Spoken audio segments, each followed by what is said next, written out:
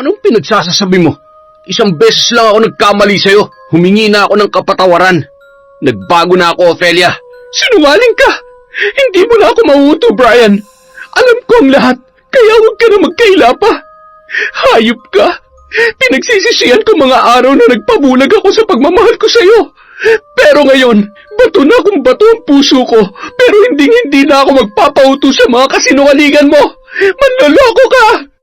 Wala nang lunas ang kakatihan na dumadaloy sa dugo at buong pagkatao mo, Brian. Sa pagkakataong ito, mararanasan mo ang parusa sa lahat ng mga kawalang hiyaan mo. Kapalit ng paulit-ulit na panloloko mo sa akin. Paglalaruan kita katulad ng kung paano mo pinaglalaruan ng mga babae. Uubusin ko ang luha mo habang pinapanood mo ang armas mo na unti-unting lumulupaypay at nabubulok. Pagpipiestahan ka ng mga uod at bangaw, aalingasaw katulad ng isang bangkay. Ophelia, wag! Patawarin mo ako! Nagmamakaawa ako sa'yo! Huwag mong gawin to sa akin! Ayoko pa mamatay!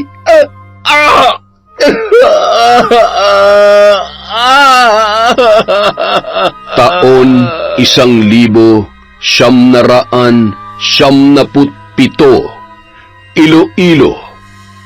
Dapit hapon, nagmamadaling umuwi ng bahay galing sa trabaho si Ophelia dahil nag-aalala ito sa kanyang asawang si Brian na naiwang mag-isa sa kanilang bahay. Hindi nakapasok ang lalaki sa trabaho dahil hindi maganda ang kanyang pakiramdam. Minabuti nitong magpahinga muna sa kanilang bahay para hindi na lumala pa ang kanyang sakit. Halos palakad-takbo na tinatahak ni Ophelia ang daan patungo sa sakayan ng tricycle upang agad na makasakay. Nakipag-unahan pa siya sa pila para lamang maagang makauwi sa kanilang bahay. Ay, Diyos ko! Bakit ako kinukutuban ng masama? Kailangan ko magmadali baka kung napano ng asawa ko.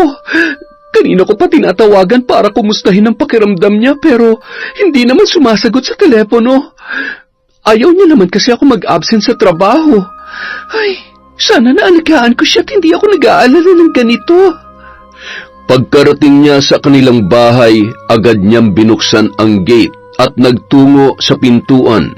Gayon din ay nagmamadaling pumasok sa loob. Brian, mahal, nandito na ako. Ay, teka, baka nasa kwarto. Mapuntahan na nga lang. Tiningnan niya ang bawat sulok ng bahay bago pumunta sa kanilang silid. Nang magawi ang paningin niya sa kusina, tumambad sa kanya ang nagkalat na mga baso at bote ng alak. Nagtaka ang babae kung sino ang pumuntang bisita ng kanyang asawa dahil sa halip na magpahinga ay nagawa pa nitong uminom ng alak. Paulit-ulit niyang tinatawag ang asawa ngunit hindi ito sumasagot. Nalibot niya na ang buong ibabang palapag ng bahay ngunit hindi niya pa rin makita si Brian. Kaya minabuti niya na lang napuntahan yon sa kwarto. Dahil yun na lamang ang bahagi ng bahay na hindi niya pa nasisilip. Agad siyang pumanhik ng hagdan pataas at muli niyang tinawag ang kanyang asawa. Samantala, nalintikan na. Hindi ko na namalayan ng oras. Parating na si Ophelia. Magtago ka dali. Hindi ka pwede makita ng asawa ko. Bilisan mo. nataranta naman ang babae at hindi nito alam kung saan siya magtatago. Bigla na lamang siyang naitulak ni Brian dahil sa pagmamadali. Dahilan para mahulog ang nasabing babae sa kama. Susubukan na sana nun na itago ang sarili sa ilalim ng higaan, ngunit napabalik yon nang makita niya na nakakalat sa sahig ang kanyang mga damit. Nakaawang ng kaunti ang pintuan at dahan-dahan yung binuksan ni Ophelia. Nanlaki ang kanyang mga mata nang makita niya ang isang babae na gumagapang sa sahig. Nagmamadaling pinupulot ang mga damit nito habang si Brian naman ay nagbihis kaagad tapos tumayo sa may pintuan para harangin ang kanyang asawa. Anong ibig sabihin nito? Nagbababae ka na naman? Hayop! Malandi! Halika dito! Nang akma nang hahablutin ni Ofelia ang buhok ng babae, sinipa siya nun sa may tiyan, dahilan para siya ay matumba. Dali-dali namang umalis ang babae, bit-bit ang kanyang mga damit at walang kasing bilis na isinuot bago lumabas ng bahay. Mahal, magpapaliwanag ako. Patawarin mo ako. Hindi ko sinasadya yun. Ano lang kasi... Tumalikod at lumabas ng kwartong nakatulala si Ofelia. Wala man lang ni isang salita ang lumabas sa kanyang bibig. Habang hinahabol ni Brian ang kanyang asawa, ay patuloy siya sa pagmamakaawa. Sunod-sunod ang luhang pumapatak sa mata ng babae dahil sa sobrang sakit na nararamdaman niya ng mga sandaling yun. Wala nang masasakit pa na sa kabila ng pag-aalala niya para kay Brian ay isang malaking kataksilan na naman ang kanyang nadatnan. Mahal, ano ba? Kausapin mo naman ako. Sampalin mo ako, saktan mo ako. Tatanggapin ko. May kasalanan ako, inaamin ko yun. Hindi mo ba talaga ako kakausapin, mahal? Tinitigan lamang ni Ofelia ang muka ni Brian at muling tumalikod. Gusto nitong sumigaw ng dahil sa galit, ngunit wala siyang lakas para gawin yun. Napahawak sa hagdan ng babae nang biglang makaramdam ng paninikip ng dibdib at nawalan ng malay. Dahilan para mahulog sa hagdanan. Walang nagawa si Brian sa bilis ng pangyayari at napatitig na lamang sa kanyang asawa habang nagpapagulong-gulong pababa sa kanilang hagdanan. Ofelia, mahal! Dugo, patawarin mo ako. Hindi ko sinasadya. Nang makita ni Brian ang dugo sa muka at sa parting binti ng kanyang asawa, doon niya lamang napagtanto na nasa panganib si Ofelia at ang batang nasa sinapupunan nito. Nagmamadali niyang binuhat ang dugo ang asawa at agad na isinakay sa nakaparadang tricycle. Dinala niya yon sa pinakamalapit na ospital. Tinawagan ni Brian si Lily, ang nakatatandang kapatid ng kanyang asawa. Hindi pa natatapos si Brian sa kanyang sinasabi, binaba na agad ng babae ang cellphone nang marinig na may masamang nangyari sa kanyang kapatid. Nanginginig ang kamay sa labis na pag-aalala para sa kanyang kapatid. Dali-dali nitong kinuha ang kanyang bag at mabilis na tinungo ang kalsada at pumara ng sasakyan. Pagdating sa ospital, tinanong ni Lily ang nurse na naka-duty kung nasa ang kwarto si Ofelia. Mabilis niyang tinungo ang silid at humahangos pa ito nang makarating. Agad niyang niyakap ang hindi pa rin nagkakamalay na si Ofelia. Dahan-dahan niyang nilingon ang aligaga na si Brian. Ano ba kasing nangyari, Brian? Ano, magsalita ka. Anong ginawa mo sa kapatid ko? May kinalaman ka ba sa nangyari sa kanya? Sabihin mo sa akin ang totoo. Ate, hindi ko magagawang kung ano mang iniisip mo. Ang totoo niyan, ano kasi... Hindi na natuloy pa ang sasabihin ni Brian nang biglang magkamalay si Ofelia at nabaling ang atensyon ni Lily sa kanyang kapatid. Ate, ikaw pala. Ofelia, kumusta ang pakiramdam mo? Ano masakit sa'yo? Brian, tumawag ka ng doktor. Hindi yung tatanga-tawa ka lang dyan. Ilang saglit lang dumating na ang doktor. Mababakas sa mukha nito ang malungkot na balitang sasabihin. Mabuti naman, Mrs. at gising na kayo. Huwag kang mabibigla sa sasabihin ko. Ginawa na namin ang lahat ng aming makakaya, ngunit ikinalulungkot ko. wala na ang bata sa iyong sinapupunan. Napahagulgol ng iyak si Ofelia dahil sa nangyari sa kanyang anak. Hindi nito matanggap na sa isang iglap lang ay wala na ang bata na kanyang pinapangarap. Wala nang anak ko. Kasalanan mo to, Brian. Kasalanan mo. Pinatay mo ang anak natin. Patawarin mo ako, mahal. Hindi ko ginusto nangyari. Mahal kita. Mahal na mahal ko kayo ng anak natin. Napaupo na lamang si Brian noong mga oras na yun, nasising-sisi sa nangyari. Nagtataka si Lily sa mga sinabing yon ng kanyang kapatid. Kaya naman nang sabihin ni Ofelia sa kapatid ang katotohanan, nagngingit-ngit sa galit ang babae. Malakas na sampal ang inabot ni Brian mula sa mga kamay ni Lily. Hayop kang lalaki ka. Wala ka talagang kwentang tao. Wala na talagang pag-asa na magbago ka pa. Pagbabayaran mong ginawa mong ito sa kapatid ko. Tandaan mo yan. Lumabas na lamang ng silid ng ospital na yon si Brian upang humupa ang tensyon sa kanilang pagitan.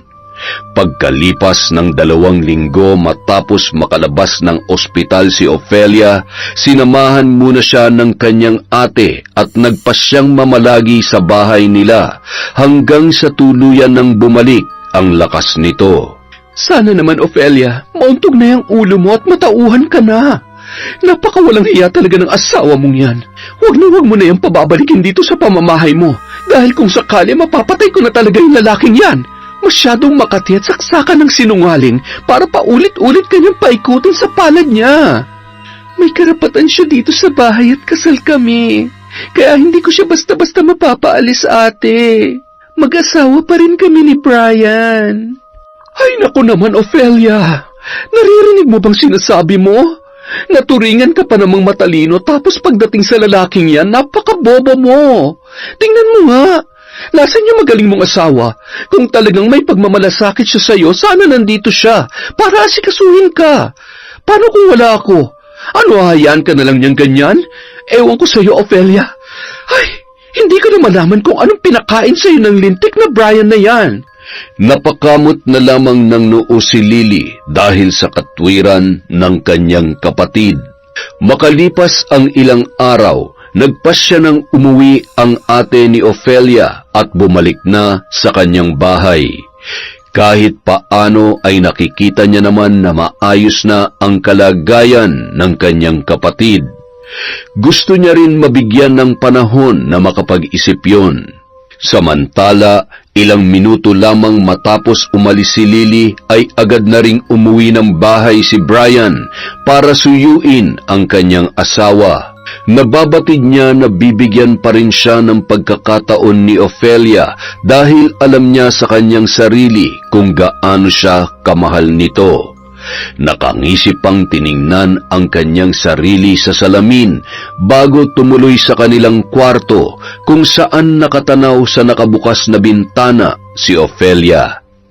Ofelia, sa kabila ng mga nagawa kong pagkakamali, alam kong wala akong karapatang humingi ng tawad sa iyo, pero paulit-ulit kong gagawin at hindi ako susuko.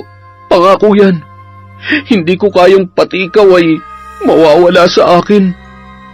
Mahal na mahal kita at hindi ko kayang mabuhay nung wala ka. Mahal? Paano mo nasasabing mahal mo ako kung paulit-ulit mo akong niloloko? Mahal kita kaya kahit masakit, paulit-ulit kitang pinapatawad at binibigyan ng pagkakataon sa bawat pagkakamali mo. Pero anong ginagawa mo? Paulit-ulit mo rin akong ginagago. Sabihin mo sa akin ngayon, paano pa ako magtitiwala sa'yo? Paano? Wala nang anak natin. Kasalanan mo yun. Kasalanan mo. Maniwala ka naman sa akin, mahal. Kapag pinatawad mo ako sa huling pagkakataon, hindi ko nasasayangin pa. Magpapakatino na ako at iiwas na ako sa tukso. Makinig ka naman sa akin. Ipapakita ko sa iyo na nagsasabi ako ng totoo, Ophelia. Tingnan mo mga mata ko, oh. Alam mo na sa kabila ng mga kagaguhan ko, ikaw lang naman talagang mahal ko eh.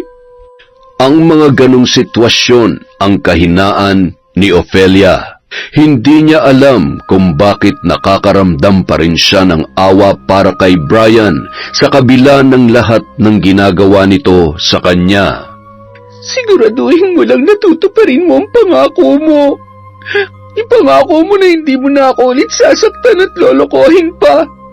Sa oras na maulit pa to, hindi ko alam kung anong pwede kong magawa sa'yo. Mahal kita. Huwag mo hayaang maubos yun at mapalitan ng galit. Makalipas ang ilang buwan, bumalik sa dati ang samahan na mag-asawa dahil sa araw-araw na panunuyo ni Brian kay Ophelia. Nalaman naman ni Lily ang naging desisyon ng kanyang kapatid. Nadidismayaman, wala naman siyang magagawa para tutulan si Ophelia. Isang araw, habang nag-grocery si Lily, bigla itong napahinto at napatago sa likod ng istante. Tama bang nakikita ko? Si Brian may kasamang babae? Sinasabi ko na nga ba hindi talaga magbabago ang lalaking to? Pinanganak na talagang babaero. Kailangan malaman to ni Ophelia. Ang kapal talaga ng mukha. Samantala, nakikipaglambingan pa habang papalabas ng gusali si Brian at ang bagong babae nito na si Tricia. Walang kaalam-alam ang lalaki na sinusundan sila ng tingin ni Lily. Sigurado ka ba na walang makakakilala sa atin dito? Baka malaman ng asawa mo at bigla na lang akong sugurin nun. Alam mo na, ayaw ko namang mababangasan tong ganda ko. Hayaan ko ba namang gawin niya yung sayo? Mabait si Ophelia. At saka, alam mo, konting lambing ko lang dun, mapapatawad na ako nun. Patay na patay kaya sa akin yun.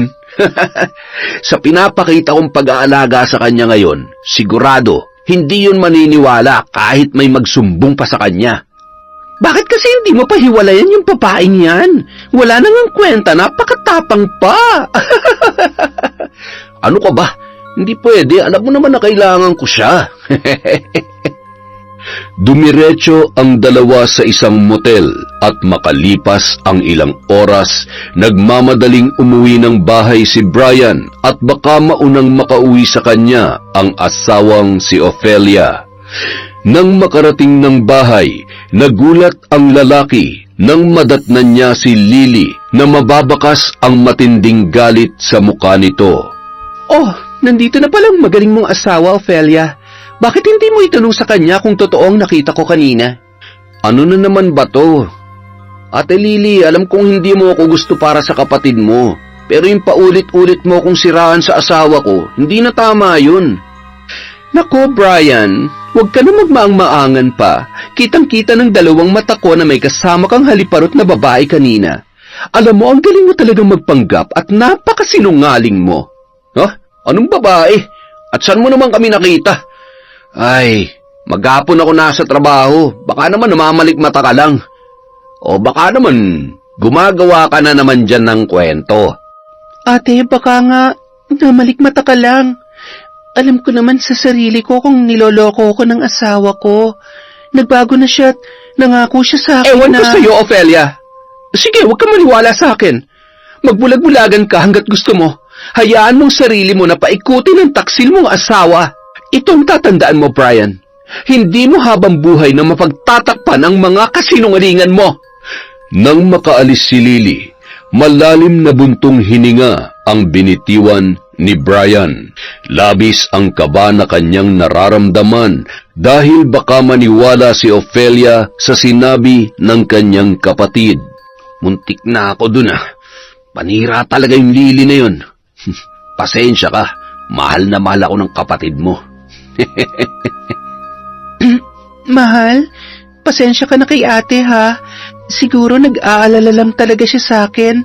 Simula kasi nang mamatay ang mga magulang namin, nangako siya na aalagaan at puprotektahan niya ako. Dahil sa nangyari nung nakaraan, siguradong nawala na siya ng tiwala sa'yo. Ay, ayos lang yan, mahal. Salamat sa napakabait kong asawa. Buti na lang at ipinagtatanggol mo ako sa ate mo na parang tigre kung magalit. Ay, siya nga pala, mahal. Pwede bang makahiram muna ako sa'yo ng pera? May bibilhin lang ako eh. Wala pa kasi akong sahod. Yun ay kung okay lang naman. Ano ka ba? Hindi mo kailangan manghiram, mag-asawa tayo. Teka, magkano bang kailangan mo? Oh, heto, 10,000. Kasya na ba yan? Ha? Okay na yan, mahal. Salamat ha. Huwag ka mag-alala. Kapag sumahod na ako, ibabalik ko agad sa yan. Sus, wag na. Sige na, magpalit ka na ng damit at magluluto lang muna ako ng hapunan natin. Sigurado akong gutom na gutom ang asawa ko. Kinaumagahan, nabulahaw ang mahimbing na pagkakatulog ni Ofelia nang magsisigaw ang kanyang asawa. Mahal, bakit? Ano nangyayari sa'yo? Ari, ang sakit ng tiyan ko. Parang may tumutusok at nag-aalburuto ang tiyan ko. Kanina pa ako pabalik-balik sa banyo. Sobrang sakit, aray. Kung sa kinain naman natin kagabi, di sana masakit din ang tiyan ko ngayon. Aray, ayan na naman. Sandali lang, magbabanyo lang uli ako.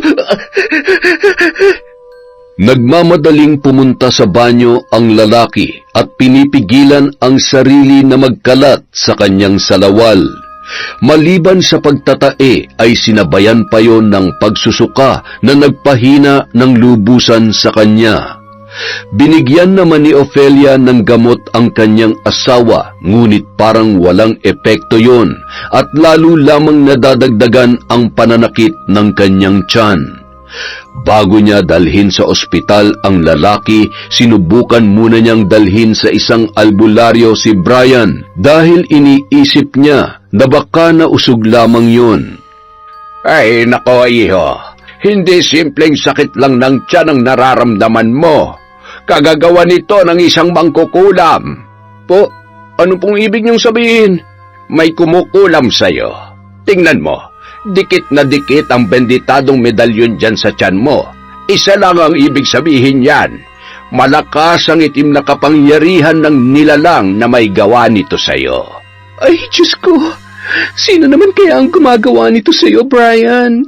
Hindi kaya isa sa mga naging babae mo? Ano ka ba naman, Ofelia? Nagbago na ako. E di sana kung isa sa mga naging babae ko, noon pa to ginawa sa akin. Matutulungan niyo po ba ako? Pakiusap, gumawa po kayo ng paraan para mapagaling ako. Hindi ko na po kaya. Aray! Kumuha ng isang basong tubig ang matanda at nagsimulang mag-orasyon. 9 na beses niyang binigkas ang isang salita at pagkatapos ipinainom sa lalaki ang tubig sa isang lagok lamang. Pinahiran din ng matanda ng langis ang tiyan ni Brian at nag-usal ng orasyon, sabay hinipan ng 3 beses. Pagkalipas ng 1 minuto, biglang nawala ang pananakit ng tiyan ng lalaki. Pagkatapos magpasalamat ng mag-asawa sa matandang manggagamot, agad na silang umuwi sa kanilang bahay. Sana naman magtanda ka na, Brian. Huwag na huwag ka nang gagawa ng bagay na ikakapahamak mo rin sa huli. Sana patuloy mo nang ituwid ang mga pagkakamali mo. Dahil sa totoo lang, naniniwala ako na iba kong maningilang karma.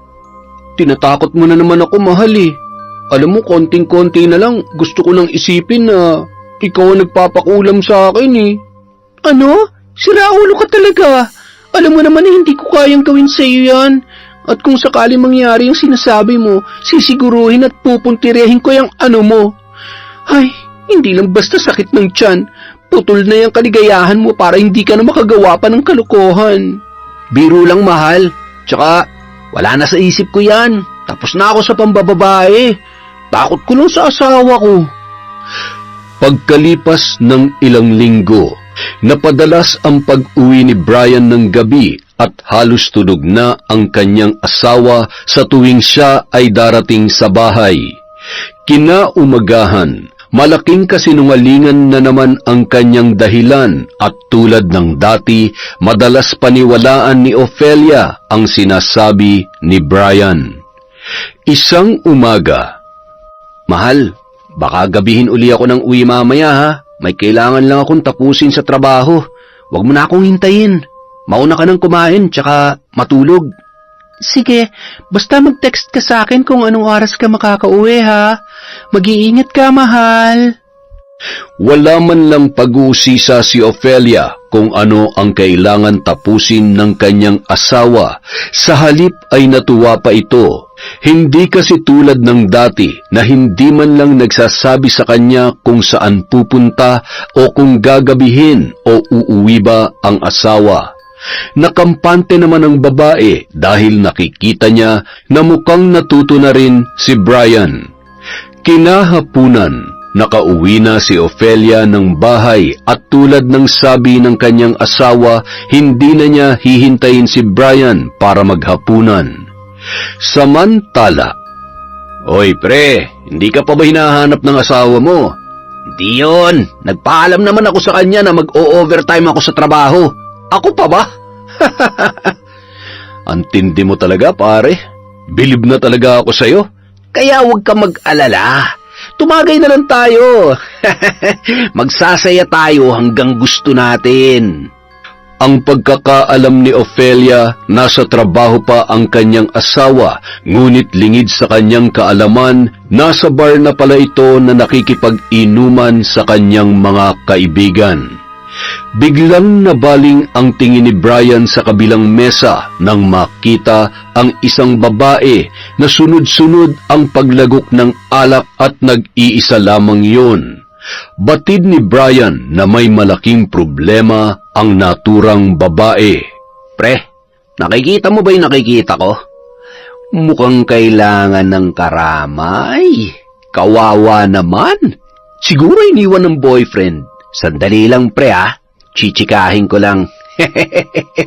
"Iba ka talaga pagdating sa babae pre ah. Bahala ka. Lagot ka sa asawa mo niyan." "Hindi yan. Hindi niya naman malalaman kung hindi ka magsusumbong. Bakit? Isusumbong mo ba ako ha?" Ay nako, siraulo talaga tong kaibigan ko. Kawawa naman si Ofelia. Masyado nagpapakamartir sa mukong na to. Ay. At hindi nga nag-atubiling nilapitan ni Brian ang babae. Iniwan niya ang kaibigan na si Troy sa kabilang mesa. "Hi, miss. Mag-isa ka lang?" "Bakit? Bulag ka ba? May nakikita ka bang ibang tao na kasama ko?" "Ang suplada mo naman. Ang ibig kong sabihin ay kung bakit nag-iisa ka?" "Ano bang pakialam mo kung mag-isa lang ako? Sa gusto kong mapag-isa eh. Sino ka ba, ha? Bakit ka nakikialam?" "Wala lang. Ako nga pala si Brian. Gusto ko lang makipagkilala. Mukhang mabigat kasi ang problema mo. Baka sakaling makatulong ako." "Ikaw, anong pangalan mo?" "Ay, style mo, bulok." Ang mga lalaki nga naman. "Ay, Claire. Claire ang pangalan ko." "Wow, ang ganda naman ng pangalan mo. Bagay na bagay sa'yo." "Tigilan mo nga ako. Pare-pareho lang kayong mga lalaki.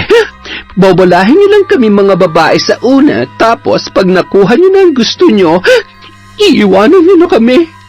"Abay, wag mo naman akong ikumpara sa mga lalaking yun.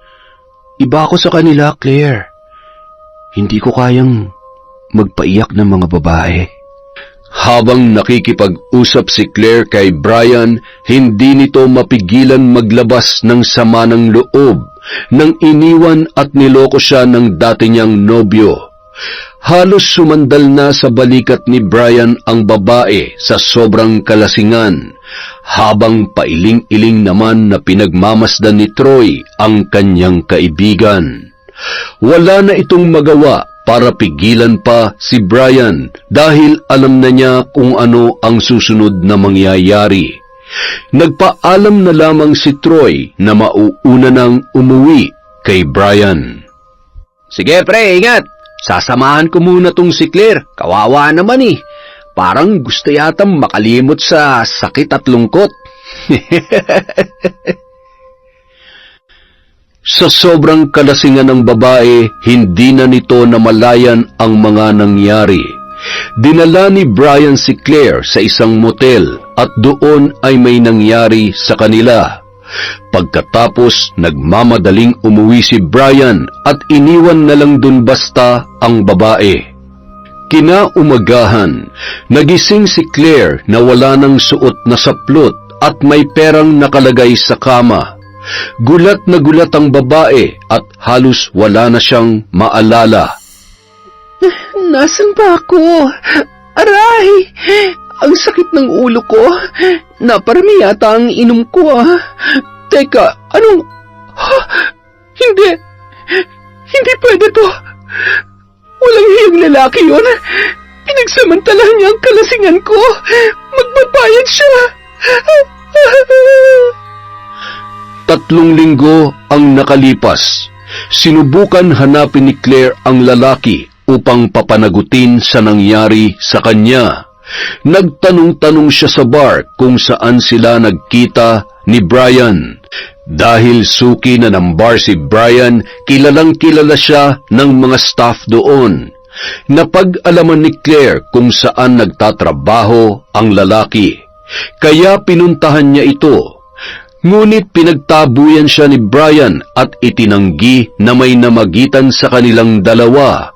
Wala siyang katibayan na magpapatunay sa kanyang ibinibintang dahil sa lakas ng tama ng alak sa kanya nung gabing yon. Wala na siyang maalala sa kahit na anong nangyari sa kanya. Anong gagawin ko? Lintik na lalaking yun, sinungaling. May araw ka rin. Karmahin ka sana. Ilang araw na halos hindi lumabas ng kwarto si Claire.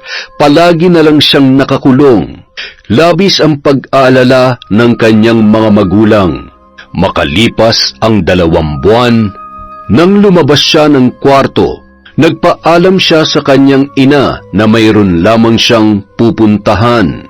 Kinabukasan, habang kumakain ng hapunan ang mag-asawa, bigla na lang nabulunan si Brian nang makita ang balita sa TV na isang babae ang nagpakamatay. Nanlaki ang kanyang mga mata nang makilala ang nasabing babae na nagpatiwakal. Namutla at nanginig ang buong katawan ni Brian. Oh, mahal, ano nangyari sa'yo? Bakit? Kilala mo ba yung babae na yon? Bakit parang takot na takot ka? Ano ka ba? Ayaw ko lang ng mga ganyang balita. Kinikilabutan ako, tsaka, syempre, nakakaawa naman yung babae sa sinapit niya. Ayon sa balita, nakita ang babae na bigla na lang tumalon sa tulay. Sinubukan nilang sagipin si Claire. May nagmabuting loob na isinugod yon sa ospital, ngunit hindi na siya umabot. Ayon pa sa doktor ay nagdadalang tao ang babae. Kinagabihan, habang mahimbing na natutulog ang mag-asawa, bigla na lang napasigaw si Brian nang paulit-ulit niyang naririnig na tinatawag siya ng isang babae. Sino ka? Tumigil ka na! Lubayan mo ko! Wala akong kasalanan sa nangyari sa'yo. Utang na loob, patahimikin mo na ako. Tama na! Tama na! Tumigil ka na! Sa sobrang lakas ng pagsigaw ni Brian, nagising ang noon ay mahimbing na ang pagkakatulog na si Ophelia. Bumalikwas siya ng bangon at pinagyuyugyog ang asawa na noon ay tila ba binabangungot. Brian! Brian! Gising! Nananaginip ka, mahal! Tagaktak ang pawis na humahangos na bumangon si Brian. Nanginginig pa ang buo niyang katawan. Mababakas sa kanyang muka ang matinding takot. Ano ba kasing napanaginipan mo? Tapatin mo nga ako. Brian, may ginawa ka na naman bang kalokohan? Sino na naman bang babaeng niloko mo at pati sa panaginip mo parang nakikita mo siya, ha? Sagutin mo nga ako. Ano ka ba naman? Wala akong ginagawang kalokohan. Ay, matulog ka na ulit. Inom na ako ng tubig. Nasobrahan lang yata ako sa pagod sa maghapong pagtatrabaho.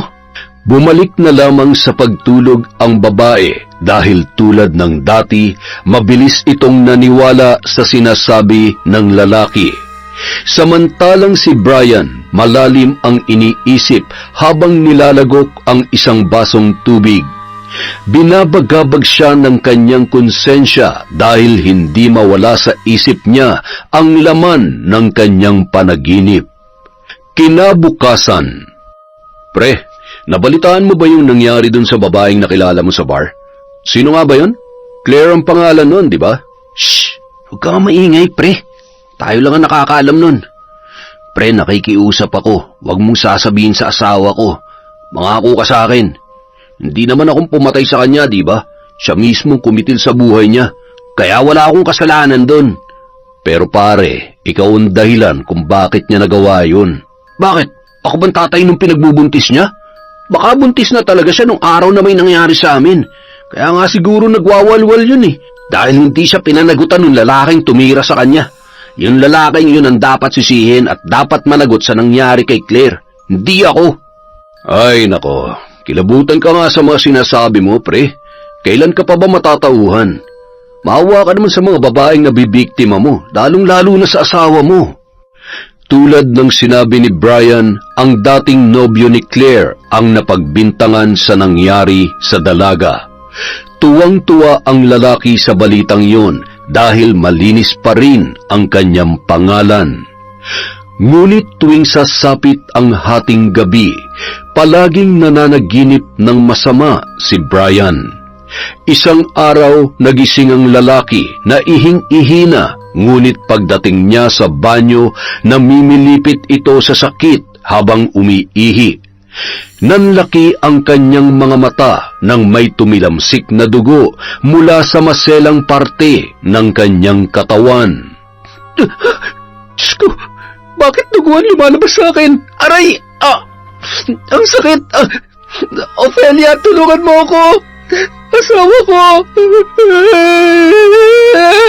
Nang marinig ni Ophelia ang sigaw ng kanyang asawa, dali-dali niyang tinungo ang banyo at nadatnan niyang nakahandusay sa sahig ang lalaki na wala ng malay.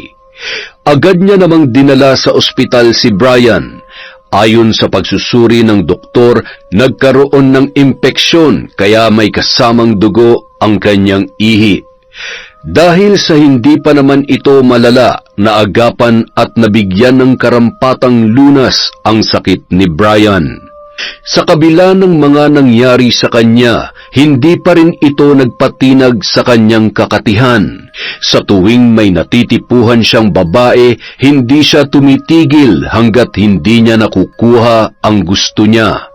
Saksi ang kaibigan niyang si Troy sa mga katarantaduhan at pinaggagawa ni Brian. Ngunit wala namang magawa ang kanyang kaibigan para pigilan siya dahil hindi naman yon nakikinig sa kanyang mga payo. Mukhang hindi na kaya ng konsensya kong pinaggagawa ng kaibigan ko. Nakakaawa naman si Ophelia. Inaabuso ni Brian ang kabaitan ng asawa niya. Maling-mali na minahal mo, Ophelia, ang lalaking yan. Ito na sigurong katapusan ng pananahimik ko. Oras na para putulin ko ang mga sungay mo, Brian. Pasensya ka na, pare. Oo, kaibigan kita. Pero hindi maatim ng konsensya ko na patuloy mong saktan ng babaeng minsan ko ring minahal. Kailangan na malaman ng asawa mo mga kahayupan na pinaggagawa mo. Isang araw, nagkaroon ng pagkakataon si Troy na puntahan sa bahay si Ophelia para ito ay kausapin. Nagtataka naman ang babae dahil nagawi roon ang kaibigan ng kanyang asawa. Malimit lamang itong pumunta sa kanila at kung nagkataon man ay may mahalagang okasyon o pakay lamang. Napaisip si Ophelia kung ano ang importanteng sadya ng kanilang kaibigan. Nagsisimula pa lamang na sambitin ni Troy ang mga salitang nais niyang ipaalam kay Ofelia nang napatigil siya dahil biglang dumating si Brian. Oh, pre, nandito ka pala. Anong ginagawa mo dito? Biglaan yata ang pagdalaw mo. Oo nga, Troy. Ano yung sinasabi mo na dapat kong malaman? Sige na, sabihin mo na at... Biglang inakbayan ni Brian ang kaibigan at palihim na si Nico tanda ng pagbabanta na huwag magsalita ng masama laban sa kanya. Walang nagawa si Troy kundi ang manahimik na lamang. Ano kasi, mahal, gusto lang yata ni pare na ipagpaalam ako sa'yo.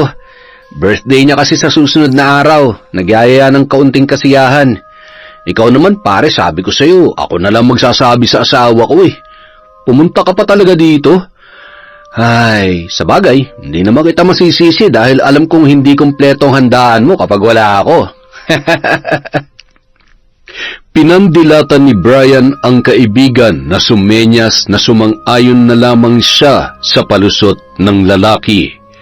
Tumango-tango na lamang siya at halatang napilitang ngumiti ang kaibigan niyang si Troy.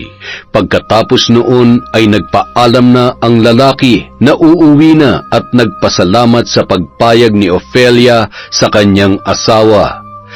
Labis ang kaba sa kanyang dibdib dahil ramdam niya ang galit ng kaibigan dahil sa kanyang ginawa. Lintik ka, Troy. Balak mo pa akong ilaglag sa asawa ko ah. Humanda ka sa akin. Ipapatikim ko sa'yo kung paano ako magalit. Alam kong kilala mo ako at alam mo na ayaw ko sa lahat yung tinatraidor ako at pinakikialaman. Subukan mo lang, kapag nagkataon mayayari ka sa akin.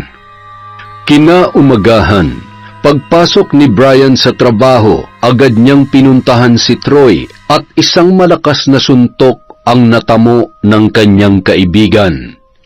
Hayop ka, Troy! Anong binabalak mo sabihin sa asawa ko, ha? Para ano, magalit siya at masira ang relasyon namin? Wala kang puso, Brian. Sariling kaligayahan mo lang ang iniisip mo. Ikaw mismo sumisira sa relasyon nyo. Napakasama mong asawa. Mahal mo ba talaga si Ofelia? O baka naman pera lang ang habol mo sa kanya? Ang kapal din ng mukha mo, no? Siguro kaya gusto mo masira ang relasyon namin para maagaw mo siya sa akin. Huwag ka na magkaila pa. Alam kong matagal mo nang gustong asawa ko. Oo, Brian. Mahal kong asawa mo. At akong tunay na nagmamahal sa kanya. Kung ako lang sanang pinili niya, hindi niya sana mararanasan ang sakit ng ulo na pinararanas mo sa kanya. Hindi ko kaya masaktan si Ofelia katulad mo. Yun eh, di namin mo rin. Pasensya ka dahil akong pinili ni Ofelia. Akong mahal niya at hindi ikaw. Kahit anong gawin mo, wala ka na magagawa pa para maghiwalay kami. Isang malaking pagkakamali ang minahal ka niya. Huwag kang magpakampante. Hindi hahayaan ng Diyos ang panluloko mo sa kanya. Darating din ang araw na magigising sa katotohanan si Ofelia. Makikita niya kung anong klase kang lalaki. Tandaan mo yan, Brian. Magpakasaya ka na ngayon dahil hindi lahat ng pagkakataon aayon sa'yo. Subukan mo lang magsumbong sa asawa ko. Hindi ako magdadalawang isip na patayin ka, gago. Alam mo kung anong kaya kong gawin. Huwag mo akong susubukan, Chong. Nagpatuloy sa pagpapalitan ng suntok ang magkaibigan hanggang sa inawat na sila ng kanilang mga katrabaho. Simula ng araw na yon, nagkalamat na ang samahan ng dalawang lalaki.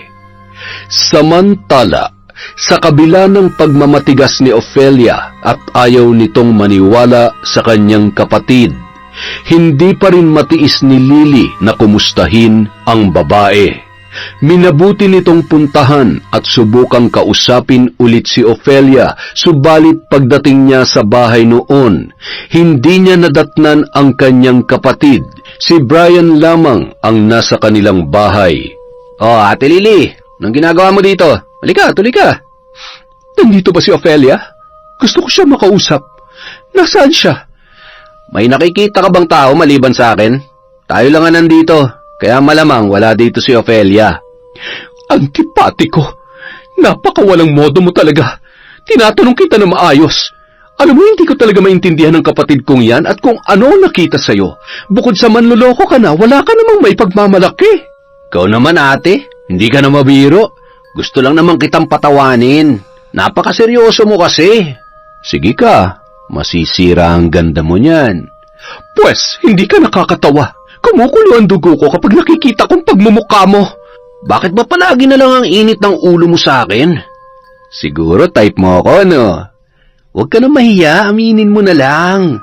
Wala naman ang asawa ko eh. Tayong dalawa lang ang nandito. Kadiri ka! Bastos! Paalis na sana si Lily nang biglang hinablot ni Brian ang kamay nito at napasubsob sa dibdib ng lalaki. Pilyong ngiti ang pinakawalan ni Brian at mahigpit niyang hinawakan ang bewang ni Lily. Bitawan mo nga ako! Wala ka na talagang pinipili sa kakatihan mo. Pati ako na kapatid ng asawa mo. Wala na talagang hiyang natitira dyan sa pagkatao mo. Ate naman! Ay, Lily na lang palang itatawag ko sa'yo. Hindi naman nagkakalayo ang edad natin eh. Tayo lang naman na nandito. Huwag ka na magpakipot. Alam ko naman na type mo talaga ako eh. Ang kapal talaga ng mukha mo! Akala mo lahat ng babae magkakandara pa sa'yo? Hindi mo ba alam na lahat na naging babae ko, pinagpapantasya ng bawat parte ng katawan ko? Kaya nga patay na patay sa akin ang kapatid mo eh. Hindi ba? Nasa akin na lahat ng gugustuhin ng isang babae. Oo, tama ka. Nasa iyo na lahat ng kahayupan at kasamaan ng ugali. Ano ba? Sobrang sungit mo naman. Kaya siguro hanggang ngayon, wala ka pa ring asawa. Ikaw ang bahala, baka magsara yan. Magpapakatandang dalaga ka na lang ba't hindi man lamang titikim ng... Isang malakas na sampal na naman ang pinakawalan ni Lily at tadyak sa maselang parte ng katawan ni Brian. Lalong tumindi ang pagkainis ni Lily sa kanyang bayaw nang bigla niyang maalala ang kanyang nakaraan.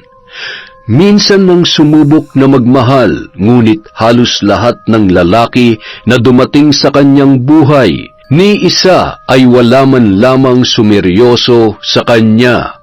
Kaya galit na galit siya sa mga lalaki na manloloko. Wala kang pinagkaiba sa mga lalaking nakilala ko. Iisa lang ang kulay niyong lahat. Wala kayong ibang alam na gawin kundi ang mga abuso at manakit ng damdamin ng babae. Hinawakan ng mahigpit ni Brian ang kaliwat kanang braso ni Lily.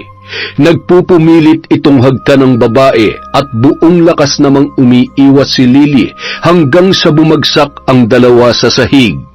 Siya namang saktong pagdating ni Ophelia at natulala na lamang ito nang makita na nakapatong si Lily sa kanyang asawa. Ophelia, nagkakamali ka ng inaakala. Magpapaliwanag ako. Wala kang dapat ipaliwanag, ate. Kitang-kita ng dalawang mga mata ko kung ano nangyari. Kaya pala galit na galit ka kunwari kay Brian at gusto mo makipaghiwalay ako sa kanya dahil gusto mo siyang agawin sa akin. Kung ano-anong pinagsasasabi mo tungkol sa asawa ko, para ano? Para magalit ako, tiwanan ko siya? Sa dinami-dami ng babae, ikaw pa talagang kapatid ko, magiging kaagaw ko sa asawa ko. Ano bang pinagsasasabi mo, Ophelia? Bakit? Ganyan ba ang pagkakakilala mo sa akin? Ophelia, makinig ka muna. Walang maganda maidudulot yung lalaki na yan sa'yo. Sisirain niya lang ang buhay mo. Manyakis at mapagsamantala ang asawa mo. Umalis ka na. Ayaw na kita makita dito. Lumayas ka. Pinagtabuyan ni Ophelia ang kanyang kapatid at wala namang nagawa si Lily kundi ang umalis na lamang. Masama ang loob niya dahil hindi man lamang siya pinakinggan ng kanyang kapatid na si Ophelia. Samantala, hindi rin napigilan ni Ophelia ang galit sa kanyang asawa kaya nasampal niya ito. Patawad, mahal. Hindi ko kasalanan yung nangyari. Yung ate mo, balak pa akong landiin eh. Sinabi ko naman sa kanya na ayaw kitang masaktan. Pinipilit niya ako. Sabi niya, wala ka naman daw dito sa bahay. Tapos, yun, nung iniiwasan ko siya, natumba kami. Tapos dumating ka. Ilang sandali pa, pagkaalis ni Lily, napatigil ang mag-asawa sa pagtatalo dahil mayroong kumatok sa pinto. Padabog na binuksan ni Ophelia ang pintuan at malakas ang tono ng kanyang boses na nagsalita. Ano ba, ate? Di ba sabi ko umalis ka na? Ayaw kita Bigla siyang natigilan nang makita ang isang babaeng buntis sa harap ng kanilang pintuan. Hinihimas-himas pa noon ang kanyang tiyan at umiiyak. Sino ka? Anong kailangan mo? Nagsimulang magpaliwanag ang babae kung ano ang sadya niya sa asawa ni Ofelia.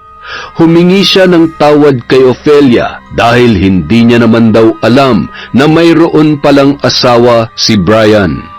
Halos matunaw si Ofelia sa kanyang kinatatayuan nang marinig niya ang tinuran ng naturang babae. Parang mayroong biglang umalingaw-ngaw sa kanyang tainga. Anong katibayan mo na asawa ko ang ama ng dinadala mo? At bakit kita paniniwalaan hindi naman kita kilala? Kung naghahanap ka lang ng aako sa anak mo, huwag ang asawa ko dahil hindi ako maniniwala sa'yo. Brian, kilala mo ba ang babaeng ito? Nagmakaawa ang babae kay Ofelia. Hindi naman yun naghahangad na panagutan ni Brian ang kanyang pagbubuntis. Ang gusto lamang niya ay malaman ng lalaki at gusto niya rin na sustentuhan siya nito dahil hindi niya kayang buhayin ng sanggol na siya lamang mag-isa. Umalis ka nga rito. Utang na loob. Huwag mong guluhin ang buhay namin mag-asawa. Kung ayaw mong umalis, sige, halika rito. Pinipilit ng babae na si Brian ang ama ng bata na nasa kanyang sinapupunan. Ngunit mariin naman tinatanggi ni Brian at kitang-kita ni Ofelia na puwersahang kinakaladkad ng kanyang asawa ang babae at parang pinagbabantaan pa ito. Halos lumuhod na ang babae sa pagmamakaawa. Wala itong nagawa kundi ang umalis na lamang na umiiyak. Mahabang paliwanag na naman ang ginawa ni Brian. Lumuhod at nagmakaawa sa kanyang asawa na hindi totoo ang sinasabi ng naturang babae. Ewan ko, Brian. Litong-lito na ang utak ko. Iwan mo muna ako. Gusto ko muna mapag-isa. Gusto ko muna makapag-isip, Brian. Sige na. Mahal, totoong sinasabi ko. Hindi ko alam kung saan lupalop galing ang babaeng yun. Ngayon ko nga lang nakita ang pagmumukha nun Siguro kailangan niya lang talaga ng pera kaya nagpapanggap na buntis. At ako pa napili niya maging ama ng anak niya. Siguro, kapag napaniwala tayo, akala niya bibigyan natin siya ng pera. Ano ba, Brian? Sabi ko lumabas ka na. Hindi mo ba ako narinig? Umalis ka na muna sa harapan ko. Pagtalikod ni Brian, nakangiti itong naglalakad papalayo. Hinabol ni Brian ang babae at nang maabutan niya yon, madiin niyang hinawakan ang braso nito. Sa susunod, huwag kang pupunta sa bahay kung hindi malilintikan ka sa akin. Hindi nga ako sigurado kung akin yung batang dinadala mo. Malay ko ba kung ako lang ang tumitikim sa'yo? Sinampal ng babae si Brian sa sobrang inis nito dahil alam niya sa kanyang sarili na wala siyang ibang lalaki. Tanging si Brian lamang ang binigyan niya ng kanyang pagkababae na labis niyang pinagsisisihan dahil ang lahat pala ng matatamis na salita nito ay pawang kasinungalingan lamang. Kung alam niya lamang ang tunay na pagkatao ni Brian, hindi niya ito papatulan. Oh, ayan ang pera. Yan bang kailangan mo? Sapat na siguro yan para lumayo ka. Huwag na huwag ka nang magpapakita sa akin, ha? Kababaan man ng pagkatao, walang nagawa ang babae kundi pulutin ang perang isinaboy sa kanya ni Brian. Napilitan siyang gawin yun para sa kanyang anak dahil wala naman siyang ibang matatakbuhan ng tulong. Sa nangyaring yun, gulong-gulo ang utak ni Ofelia at hindi niya alam kung ano ang dapat niyang gawin sa kanyang asawa. Sa kabilang dako naman, tumungo si Lily sa bodega at matagal na pinagmasdan ang lumang aparador habang unti-unting kinukuyom ang kanyang mga kamay. Ito ang kinatatakutan ko. Ang dumating ang araw na mapilitan akong gawin ang bagay na matagal ko na sanang tinalikuran. Labag man sa aking kalooban, pero ito lang ang alam kong paraan para pagbayarin ng lalaking yun. Hindi ko kayang ipagsawalang bahala na lamang ang mga baluktot mong gawain, Brian. Kinaumagahan, habang nagmamadaling maligo si Brian dahil tinanghali na siya ng gising, ilang minuto na lang ay mahuhuli na siya sa kanyang trabaho nang biglang pagbukas niya ng shower, bumuhos ang napakainit na kalawanging tubig mula dito. Naglitawan rin ang napakaraming linta at nag-uunahang gumapang sa kanyang mga binti, patungo sa maselang bahagi ng kanyang katawan. Saan galing ang mga to? Habang tumatagal, lalong dumarami ang linta na gumagapang sa kanyang katawan. Sa sobrang takot ng lalaki, napatakbo ito palabas ng bahay at nagsisigaw ng nakahubot-hubad na siya namang pinagtinginan ng mga tao na dumaraan sa harap ng kanilang bahay. Ay naku, napabaliw na yata si Brian. Sa bagay, dapat lang yan sa makating lalaking katulad niya. Hindi ba naman makontento sa asawa? Naku, kung ako naging asawa ng lalaking yan, siguro matagal ko na yung pinakulam nang magtanda. Asa ka naman napapatulang ka ni Brian? Sa itsura mong yan, mukha kang may anak na 100 at pinabayaan ng asawa. Kaya lang, bakit ang dami nagkakagusto sa kanya? Ang liit-liit naman pala ng ano niya, huh? Doon lamang napagtanto ni Brian na wala siyang suot na damit nang marinig niya ang tawanan ng mga tao sa labas ng kanilang bahay at tinuturo pa ang kanyang pagkalalaki. Dali-dali siyang pumasok ng bahay at hinablot ang kurtina at pinantakip sa kanyang katawan. Nagulat naman siya nang makita ang asawa na bigla na lang sumulpot na nooy hindi sumasagot sa kanyang pagtawag. Saan ka ba nang galing? Kanina pa kita hinahanap. Bakit? Ano ba nangyari sa'yo? Teka, bakit ganyan ang itsura mo? Anong ginagawa mo sa labas nang wala ka man lang saplot sa katawan? Nasisiraan ka na ba ng ulo? Anong pumasok sa kokote mo at nagtatakbo ka sa labas na, ay, nakakahiya ka? Ang dami kasing, pagbukas ko ng shower, ang daming linta sa banyo na gumagapang. Pagkasabi ni Brian kay Ophelia ng nangyari, sinamahan siya nito papunta sa banyo para tingnan ang mga linta na nagkalat sa sahig. Ngunit pagpasok nila ay wala naman silang nakita. Ay, ano ba talaga nangyayari sa'yo, Brian? Tingnan mo ang sarili mo. Para kang batang nakakita ng multo at nawawala sa katinuan. Magpahinga ka na nga lang at huwag ka na munang pumasok. Aalis na ako at marami pa akong aasikasuhin sa opisina. Nung araw ding yun, hindi na nagdalawang isip pa si Lily na gawin ang kanyang binabalak. Gusto niyang pagbayarin ang lalaki sa sakit na ginagawa nito sa kanyang kapatid. Nay, Tay, patawarin niyo po ako kung hindi ko natupad ang pangako ko sa inyo. Alam kong naiintindihan niyo ako kung bakit ko to ginagawa. Nangako si Lily sa kanyang mga magulang bago ito pumanaw na hinding-hindi niya gagalawin at susubukang gamitin ang libro ng karunungan na iniwan ng kanyang nanay at tatay. Bago lumisan ang mga ito ay natutunan nilang magkapatid kung paano gamitin ang aklat, ngunit isinumpa nila na hinding-hindi nila susubukang gamitin yon sa kasamaan at sa sariling kapakanan, gaya na lamang ng bilin ng kanilang yumaong mga magulang. Alam kong gusto niyong mamuhay kami ng tahimik, ngunit hindi ko hahayaan na manahimik na lamang at walang gagawin para protektahan si Ophelia. Siya na lang ang natitira kong pamilya, kaya hindi ko hahayaan na sirain ng lalaking yon ang relasyon namin bilang magkapatid. Buo ang desisyon ni Lily na parusahan si Brian. Bumalik siya sa bodega at marahang binuksan ang aparador para kunin ang mga kagamitan sa pangkukulam at ang aklat ng karunungan. Nasaan ang aklat? Alam kong dito lamang yun nilagay ni Inay. Imposibleng mawala yan kung walang kumuha. Teka, hindi ito maaari. Diyos ko, huwag naman sana. Samantala, nagmamadaling naglalakad si Ophelia at halos hindi na nito tinitingnan ang kanyang mga nakakasalubong. nang bigla niya mabangga ang isang lalaki at nabitawan ang mga bitbit ng babae. Ophelia? Hindi pinansin ni Ophelia ang lalaki at nagmamadaling pulutin ang kanyang mga bitbit na nahulog.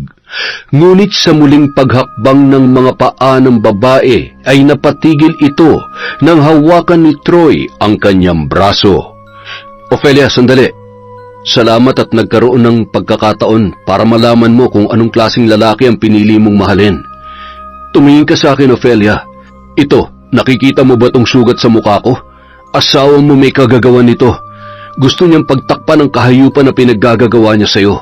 Hindi ko kayang panoorin ka na lang na paulit-ulit na sinasaktan. Karapatan mong malaman na matagal na at paulit-ulit ka niya niloloko. Bitiwan mo ang kamay ko, Troy. Wala akong panahon para makinig sa'yo. May kailangan pa akong gawin. Diyan ka na. Ophelia! Ophelia! Maniwala ka sa akin! Sabay tumalikod at dumiretso ng lakad ang babae. Wala nang nagawa si Troy kundi panoorin na lamang si Ophelia na naglalakad papalayo sa kanyang kinatatayuan. Pinagdarasal ko sa Panginoon na sana dumating ang araw na mamulat ka sa kung anong mundo mayroon ka sa piling ng lalaking yon. Sana magising ka na at magawa mo pang piliin kung anong tama at nararapat para sa'yo. Hindi ako nagparaya para lamang maranasan mo to, Ophelia. Sa kabilang banda, hindi mapakali si Lily kaya minabuti niyang puntahan ang sikretong lugar kung saan isinasagawa ng kanyang ina ang ritual ng pambabarang. Nag-aagaw na ang dilim at liwanag nang umalis sa bahay ang babae. Mahigit 1 oras niyang binagtas ang masukal na daan patungo sa nasabing lugar. Kaunting distansya na lamang ang pagitan nang bigla siyang kinilabutan at nakaramdam ng pagbilis ng kalabog ng kanyang dibdib. Nang matanaw niya ang liwanag na nagmumula sa mga kandilang nakasindi. Diyos kong mahabagin, tama nga ang hinala ko. Hindi ako maaaring magkamali. Walang iba nakakaalam ng lugar na ito. Walang nadatnan na tao si Lily. Tanging mga kandila lamang na nakasindi at ang manikang itim at iba pang mga kagamitan sa pambabarang. Ngunit wala doon ang aklat ng karunungan. Habang hindi naman magkamayaw sa pagtangi si Brian sa sobrang hapdi at kirot na kanyang nararamdaman sa kanyang pagkalalaki, siya namang pagdating ni Ophelia na bakas sa muka ang pagod at halos mabasa na ang damit sa tindi ng kanyang pawis. Ngunit napalitan ng ngiti nang makita niya ang asawa na namamaluktot sa sakit. Pasimpleng ngumisi at pinagmasdan niya ang lalaki. Ophelia, ano ba tinitingin-tingin mo dyan? Tulungan mo ako. Hindi ko na kaya. Isang ka ba nagpunta at napapadalas ang pag-uwi mo ng alanganing oras? Siguro nalalaki ka, no? Gusto mong gumanti sa akin, no? Hindi umimik si Ophelia at hinayaan lamang na panoorin ang asawa na namimilipit sa sakit. Tumungo yun sa kabilang kwarto na tila ba wala man lamang nararamdaman na awa para sa kanyang asawa. Ophelia, ano ba? Hindi mo ba ako naririnig? Sabi ko, tulungan mo ako! Bakit naman kita tutulungan? Sa totoo lang wala pa sa kalahati ang sakit na nararamdaman mo kumpara sa sakit na mararanasan mo. Kulang pa yan. Magtusa ka! Nakita ng lalaki ang hawak-hawak na libro ni Ophelia. Pinilit niyang habulin ang kanyang asawa sabay na hinablot at binuklat ang bawat pahina ng aklat. Hindi man siya pamilyar sa mga nakasulat doon, ngunit batid niya na yon ay mga orasyon na ginagamit ng isang mambabarang o di kaya naman ay albularyo. Ano ito? Aklat to namang kukulam, no? Ikaw ba may gawa nito sa akin? Kinukulam mo ako? Walang hiya ka. Bakit mo to ginagawa sa akin? Aray! Demonyo ka! Demonyo? Ako? Sino kaya sa atin ang demonyo? Mas masahol pa sa isang demonyo ang mga pinaggagawa mo. Walang kapatawaran ang ginawa mo sa akin. Kulang pa nga yan. Nagsisimula pa lamang ako, Brian. Matitikman mo ang paghihiganti ko. Nararapat lang yan sa makating lalaki na katulad mo. Magbabayad ka. Sinusumpa ko. Ano bang pinagsasasabi mo? Isang beses lang ako nagkamali sa'yo. Humingi na ako ng kapatawaran. Nagbago na ako, Ophelia. Sinungaling. Hindi mo na ako mauuto, Brian. Alam ko ang lahat, kaya huwag ka na magkaila pa. Hayop ka. Pinagsisisihan ko mga araw na nagpabulag ako sa pagmamahal ko sa'yo. Pero ngayon, bato na akong bato ang puso ko. Pero hindi na ako magpapauto sa mga kasinungalingan mo. Mangloloko ka. Huwag mo sabihin naniniwala ka sa kasinungalingan ng kapatid mo. Ophelia, alam mong mahal kita at... Huwag ka na magmalinis, Brian. Tama na. Nagulat ka? Oo, tama ang narinig mo. Ano akala mo magbubulag-bulagan lang ako? Sa tuwing umaalis ka ng bahay, palihim kitang sinusundan at alam ko ang lahat ng mga kawalang hiyaan mo. Hindi ka na magbabago dahil yung pambababae mo. Sakit mo na yan. Binigay ko lahat sa'yo. Naging mabuting asawa ako sa'yo, pero ano? Ganito pang isinukli mo sa akin. Punong-puno na ako sa'yo, Brian. Kaya ngayon, magdusa ka. Hayop ka. Ikaw ang nagtulak sa akin para gawin to. Sisingilin kita sa kasalanang ginawa mo sa lahat ng mga babae. Ophelia, patawarin mo na ako. Nagmamakaawa ako sa'yo. Huwag mong gawin to sa akin. Ayaw ko pa mamatay. Huli na ang lahat, Brian. Huli na para magsisi ka pa. Wala na akong mararamdaman ni katiting na awa para sa'yo. Binuka ng babae ang dalawa niyang kamay at nag-usal ng mga kakaibang salita na lalong nagpatindi ng sakit na nararamdaman ni Brian noong mga oras na yon. Wala nang lunas ang kakatihan na dumadaloy sa dugo at buong pagkatao mo, Brian. Sa pagkakataong ito, mararanasan mo ang parusa sa lahat ng mga kawalang hiyaan mo. Kapalit ng paulit-ulit na panloloko mo sa akin, paglalaruan kita katulad nung kung paano mo pinaglalaruan ng mga babae.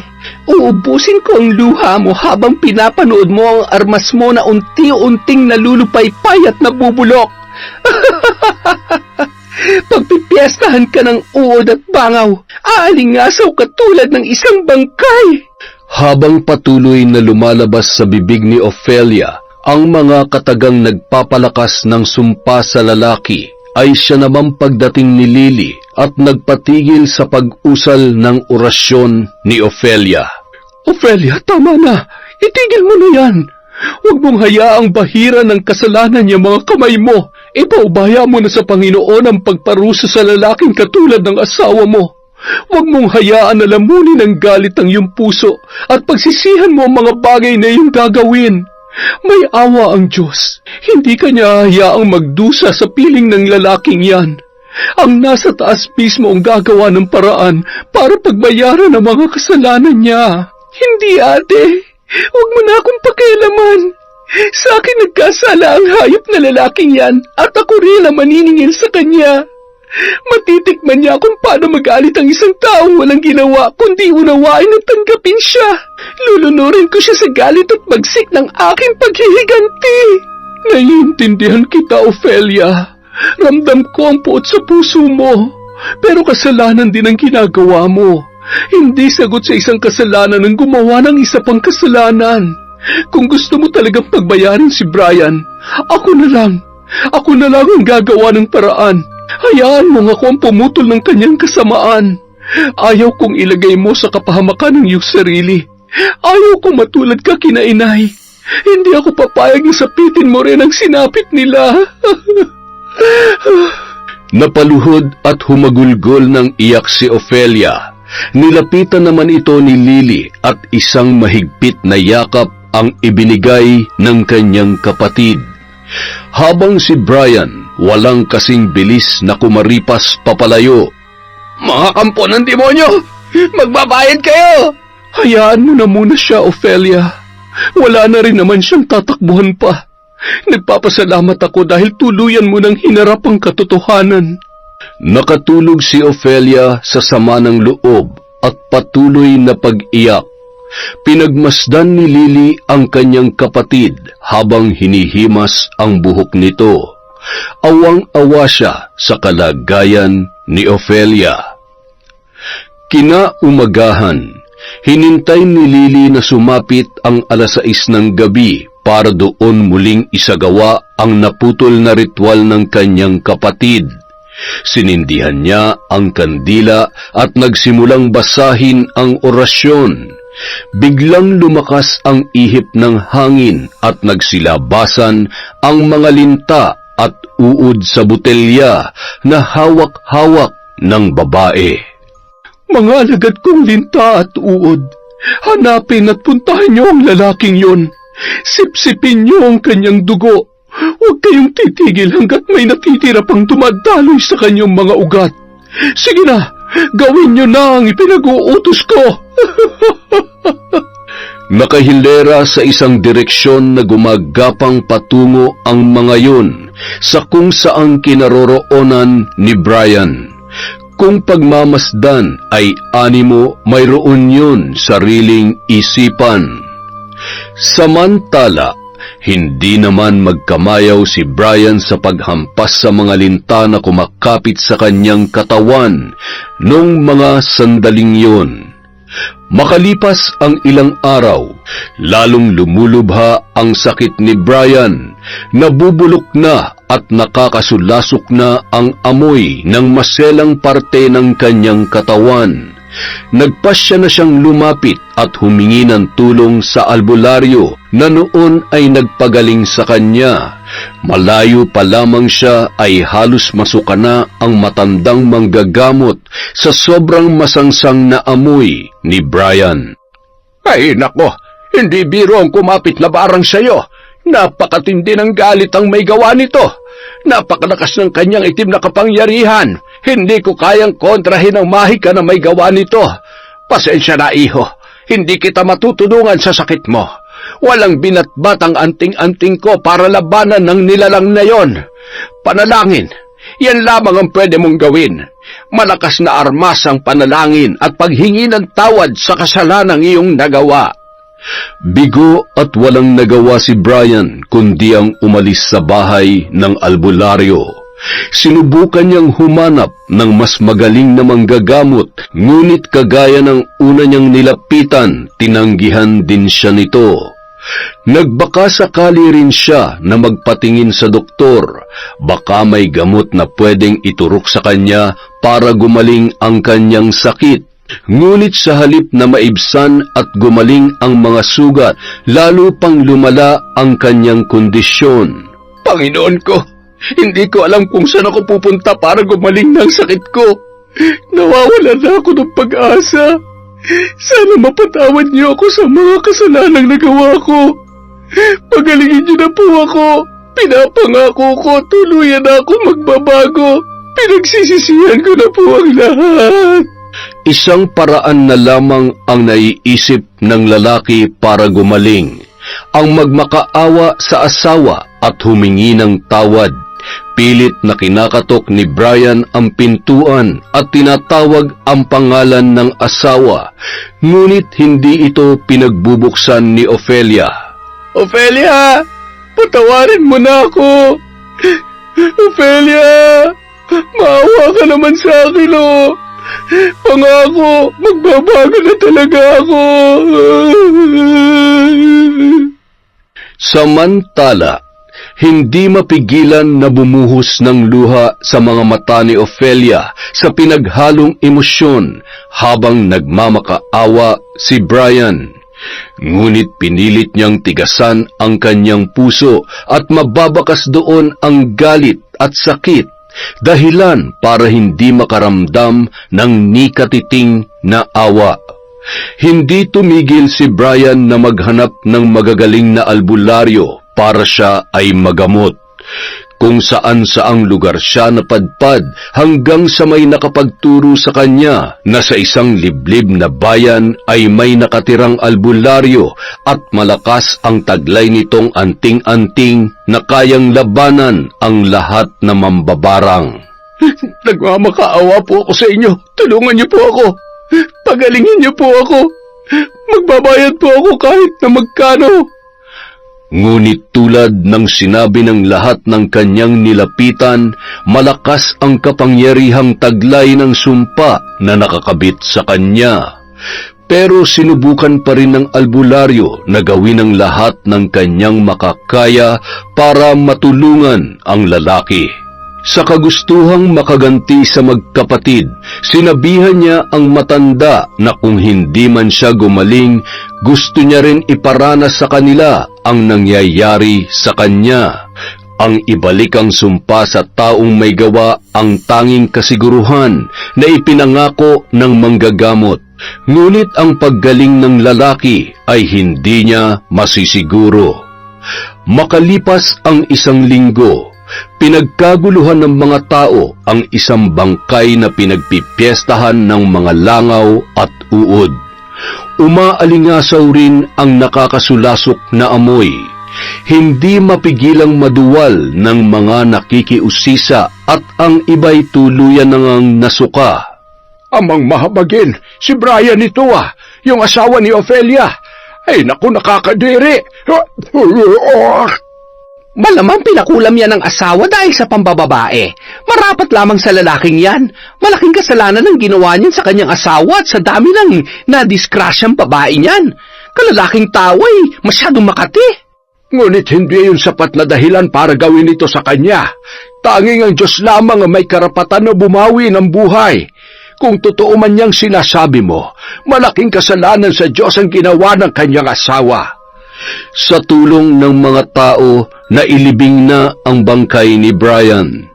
Makalipas ang ilang araw, bigla na lang nakaramdam ng panghihina si Lily. Malakas ang kutob niya na bumalik ang sumpa na kanyang ginawa sa lalaki.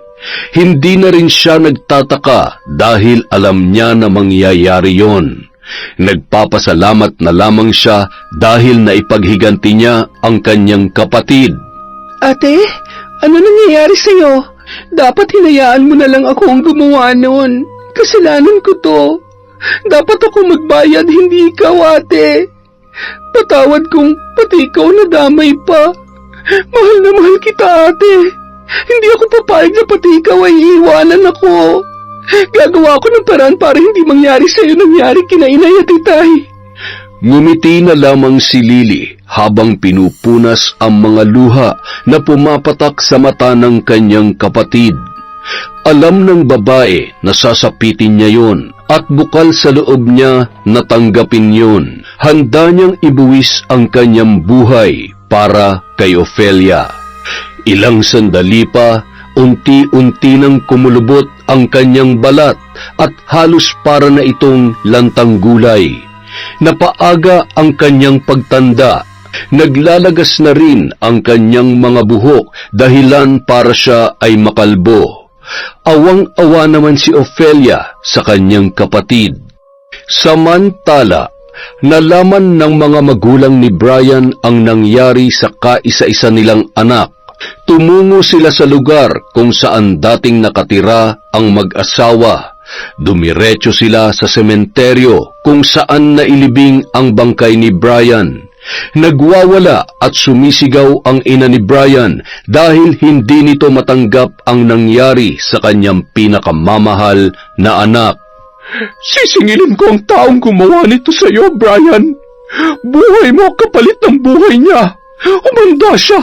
Huwag ka mag-alala, anak ko. Ipaghihiganti kita.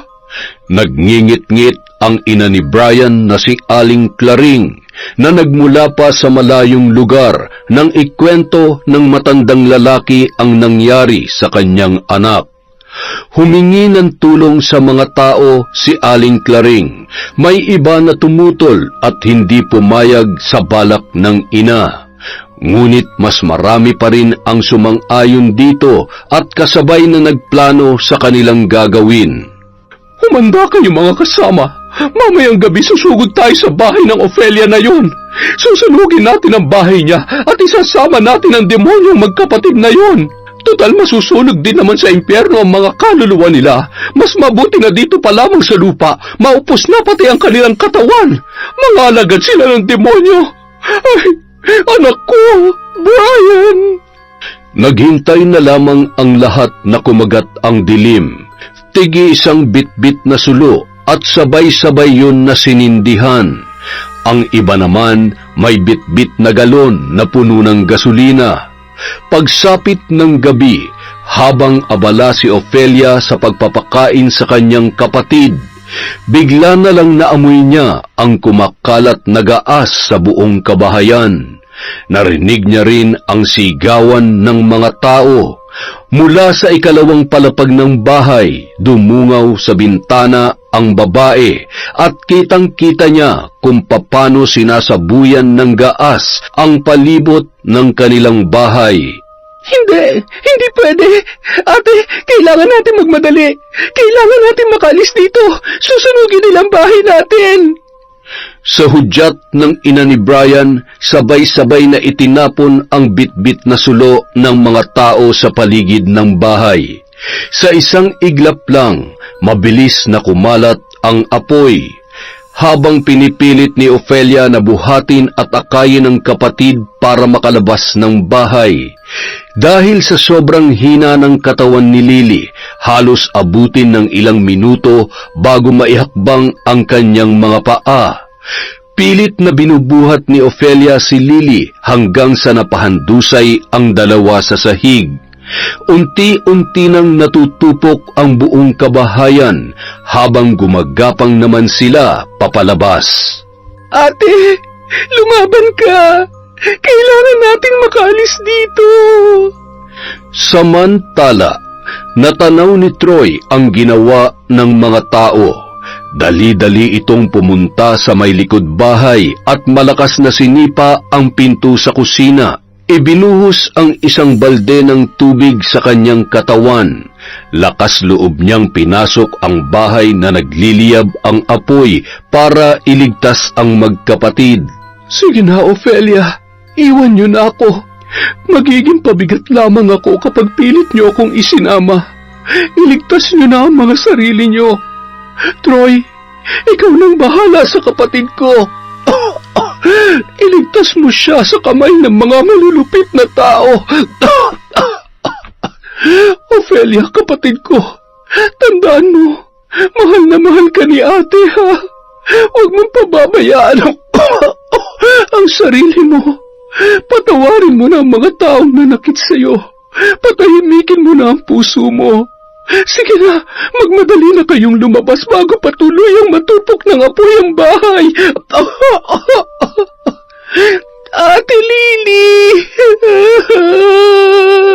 Tayo na, Ofelia. Kailangan na nating umalis dito bago pa may makakita sa atin. Matagumpay na nakalabas sina Ofelia, samantalang dinig na dinig ng babae ang pagsigaw ng kanyang kapatid habang ito ay nasusunog.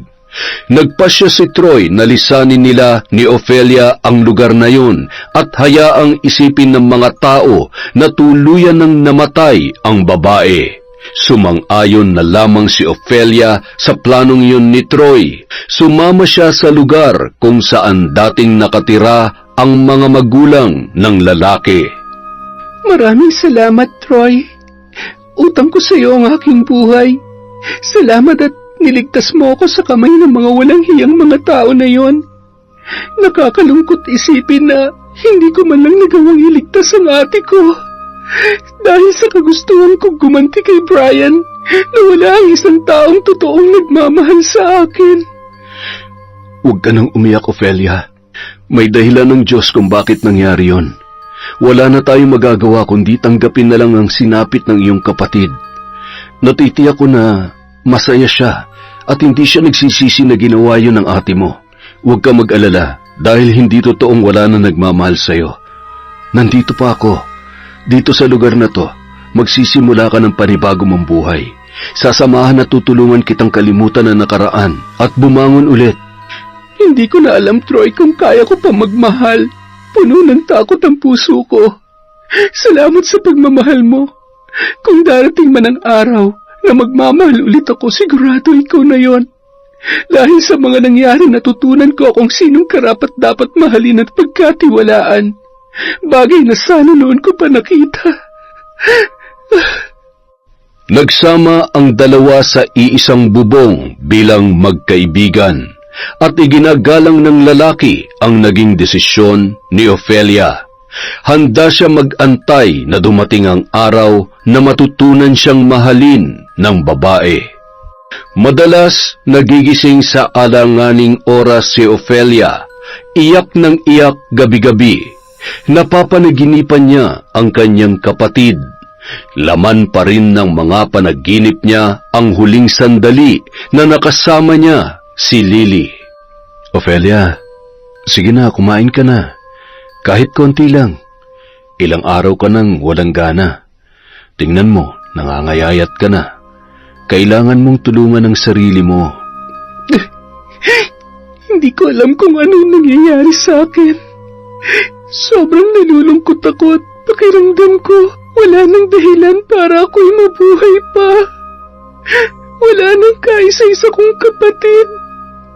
Mabuti nga siguro na sumunod na rin ako sa kanya para naman matakasan ko na ang sakit at poot na nararamdaman ko ngayon. Huwag ka naman magsalita ng ganyan, oh. Nandito naman ako eh. May nagmamahal pa sa'yo. Huwag kang mawalan ng pag-asa. Lilipas din at makakalimutan mo ang pait na pinagdaanan mo. Nandito lang ako sa tabi mo, Ofelia. Hindi kita iiwan. Tutulungan kitang bumangon ulit. Manalig ka lamang sa Diyos. Oo, malaki ang kasalanan mo sa Kanya, pero alam ko at alam mo sa sarili mo na patatawarin at hindi ka niya pababayaan. Basta't buo ang pagtitiwala at bukal sa kalooban mo ang paghingi ng tawad. Lumipas ang mga araw. Lahat ng pag-aalaga at pag-aasikaso ay ginawa ni Troy para sa babae. Pinapakita at pinaparamdam niya kay Ofelia kung gaano niya ito kamahal. Hindi nagtagal, unti-unti na ring nahulog ang loob niya kay Troy. Hanggang sa isang araw, bigla na lang nakaramdam ng pagkahilo si Ofelia at panghihina. Nawalan ng malay ang babae at ng pagmulat ng kanyang mga mata ay nasa ospital na siya. Mabuti naman at nagising ka na. Pinag-alala mo naman ako. Akala ko kung napano ka na. Bakas sa mukha ni Troy ang kasiyahan na ikinalito naman ni Ofelia. Bigla siyang kinabahan sa susunod na sasabihin ng lalaki. May maganda akong balita sa'yo. Buntis ka, Ofelia. Magkakaanak ka na.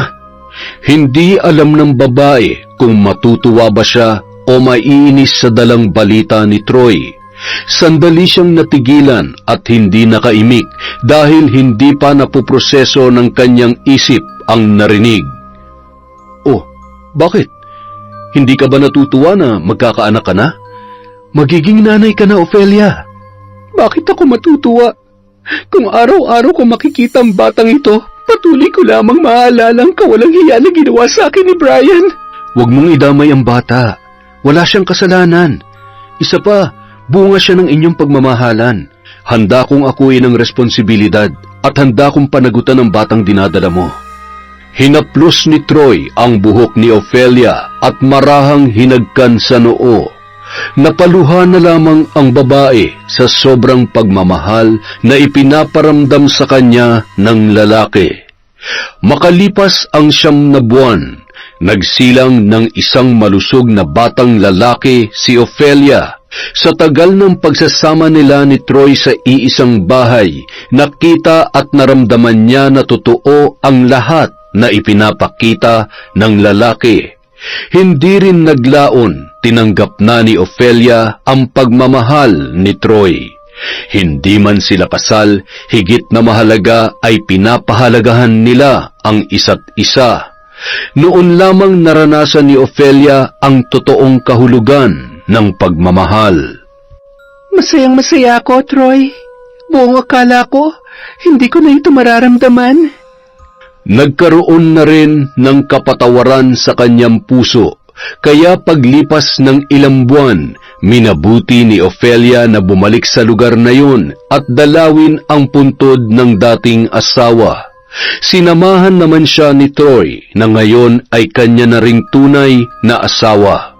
Nadatnan nila ang 3 babae na nakatayo sa may puntod ni Brian at halos magkakasing edad lamang.